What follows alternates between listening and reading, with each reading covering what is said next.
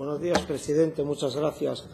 Podríamos decir esta mañana que nos encontramos aquí reunidos con el noble propósito de declarar, como pretende esta iniciativa, Patrimonio de la Humanidad, el Parque de Picos de Europa. Pero lamento ver cómo nadie, ni uno solo de los anteriores portavoces, se acuerda de las personas que viven en el parque.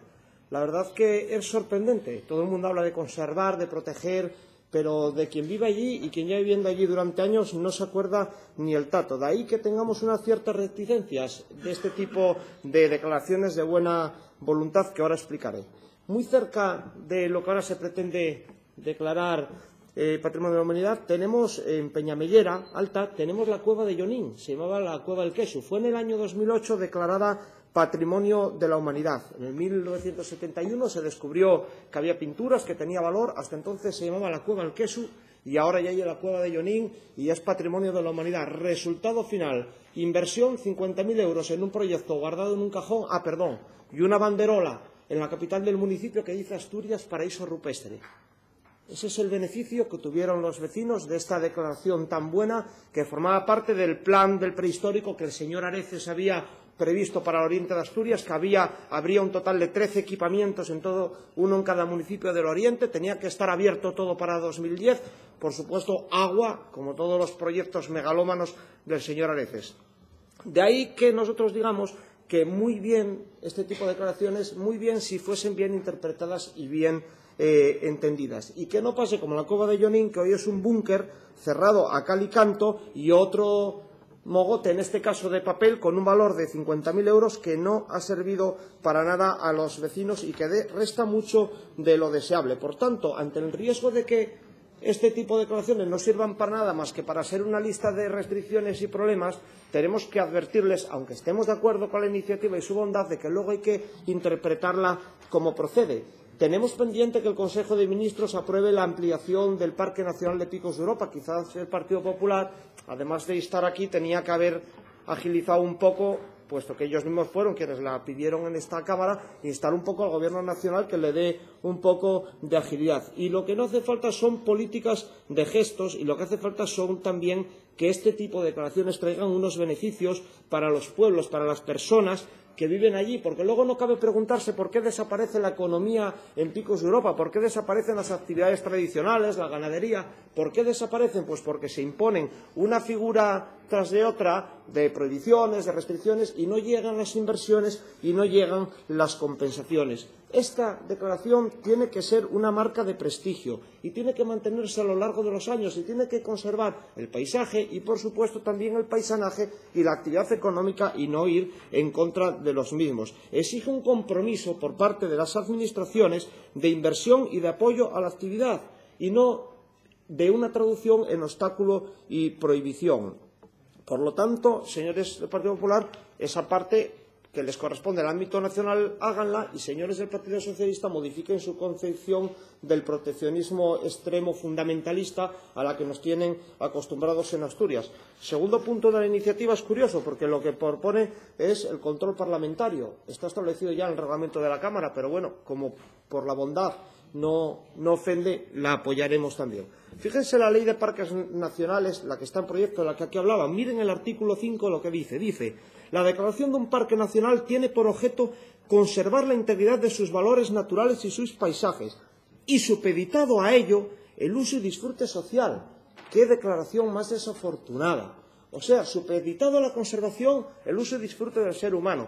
No se puede decir lo mismo con un poco más de corazón y decir que ya que quien conserva, quien legisla para conservar es el ser humano, precisamente porque quiere usar y disfrutar del entorno y que éste quede aquí para las generaciones venideras, que se haga de una forma sostenible, ¿cómo se puede decir que quien conserva se supedita a sí mismo en pro de una conservación abstracta? ¿Para quién entonces?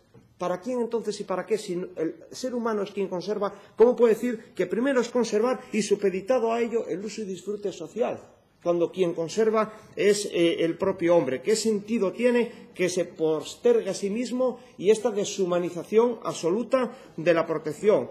Una ley que crea muchos órganos con muchas funciones, que menciona mucha participación ciudadana, pero la participación ciudadana en ninguno de esos órganos llega. En el único que se menciona un poco es el patronato, que tiene una función meramente declarativa y ningún tipo de fuerza.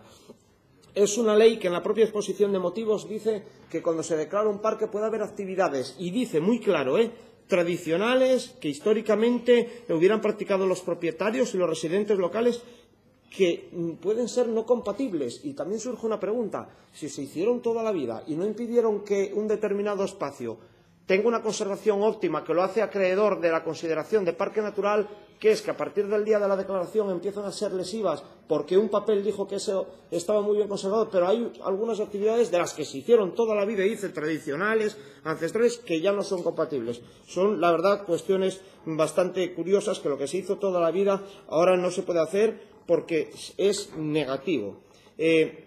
Incluso nos sorprende que la disposición adicional séptima de esta ley tiene mucha prisa por adaptar los parques a las prohibiciones y a las restricciones. Sin embargo, la disposición adicional cuarta no tiene tanta prisa para las inversiones y las compensaciones. Curioso, 4 años para adaptarse a las prohibiciones, no hay plazo para invertir y compensar en una ley que habla de la disponibilidad presupuestaria como si fuese un ente abstracto, obviando que la disponibilidad presupuestaria para invertir en estos espacios es una voluntad de las administraciones que consignan o no en sus presupuestos inversiones.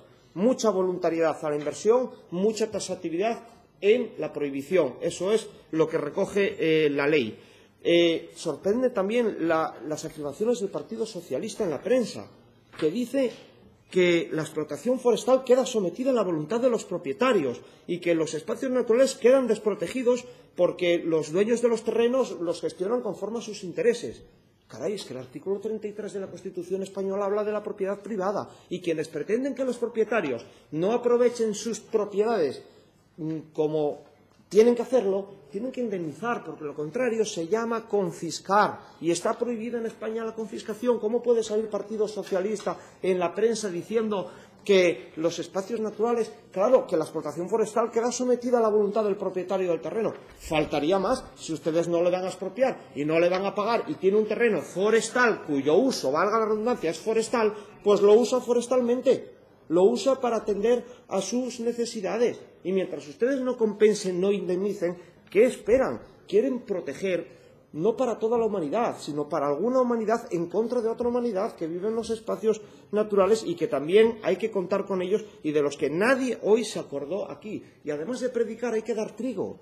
Y a los habitantes de Picos Lopa necesitan trigo, que ya tienen mucha prédica. Y lo que no necesitan en este caso son arados, porque trabajar ya saben, llevan generaciones conservando aquello para que llegue hoy a como está. Por lo tanto, consideren mi intervención como un llamamiento a la Administración autonómica y a la Administración nacional, para que esta declaración o cualquier otra lleven aparejado lo que tienen que llevar, que es un beneficio, una imagen de marca, una inversión y una compensación por las restricciones, y no se convierta en un papel mojado, en más proyectos en los cajones y en más perjuicios para los habitantes sin ningún beneficio, porque es precisamente todo lo contrario a lo que debiese ser el sentido de esta declaración, y es convertir estas declaraciones en algo banal, en algo baladí y en una vergüenza contra la cual reaccionan una y otra vez los habitantes de los espacios naturales.